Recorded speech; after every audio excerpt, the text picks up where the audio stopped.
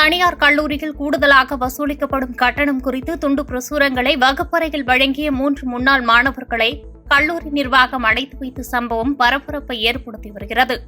சென்னை வேளச்சேரியில் அமைந்துள்ள தனியார் கல்லூரி ஒன்றில் 48ஆம் ஆண்டு பட்டமளிப்பு விழா நடைபெற்றது.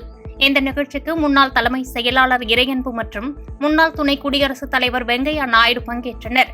இந்த நிகழ்ச்சியில் கல்லூரியில் பயின்ற முன்னாள் மாணவர்கள் 1000க்கும் மேற்பட்டோர் கலந்து கொண்டு பட்டங்களை பெற்றுக் கொண்டனர். அப்பொழுது முதல் பட்டம் பெற்ற முன்னாள் மாணவர்களான ஆதித்யன், ரோஹித்குமார், சத்யநாராயணன் ஆகியோர் கல்லூரி நிர்வாகம் அதிக அளவில் கட்டணம் வசூல் செய்வதாக துண்டு பிரசுரம் அடித்து வகுப்பறையில் வழங்கியுள்ளனர்.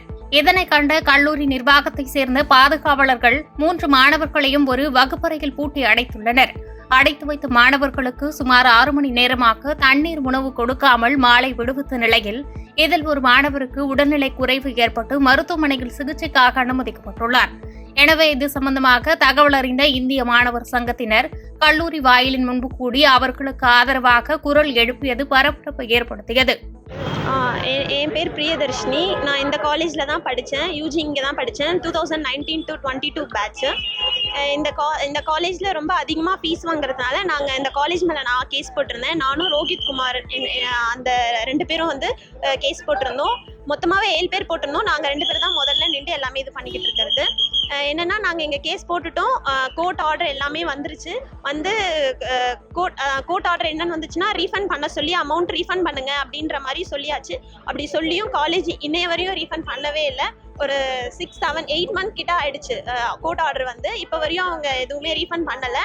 நாங்கள் வந்து அதுக்காக போய் ஆர்ஜேடி ஆஃபீஸில், டிசி ஆஃபீஸில் போய் நாங்கள் கேட்டுட்டும் வந்தோம். இந்த மாதிரி ரீஃபண்ட் பண்ண சொல்லியிருந்தாங்களே என்ன ஆச்சு அப்படின்ட்டு போய் கேட்டுட்டும் வந்தோம். மேம் கிட்டையும் நாங்கள் போய் பேசிட்டும் வந்தோம். அவங்க வந்து இப்போ புதுசாக மாறினதுனால அவங்க என்ன சொன்னாங்கன்னா, நாங்கள் இந்த கேஸ் என்ன ஏதுன்ட்டு எடுத்து நான் பார்க்குறேன் அப்படின்ற மாதிரி சொல்லியிருந்தாங்க. பாதகம் செய்பவரை கண்டால் நாம் பயங்கொள்ளலாகாது பாப்பா, மோதி மிதித்து விடு பாப்பா, அவர் முகத்தில் உமிழ்ந்து விடு பாப்பா. அண்மை செய்திகளை உடனுக்குடன் தெரிந்து கொள்ள இணைந்திருங்கள் இயம்நாடு தொலைக்காட்சியுடன்.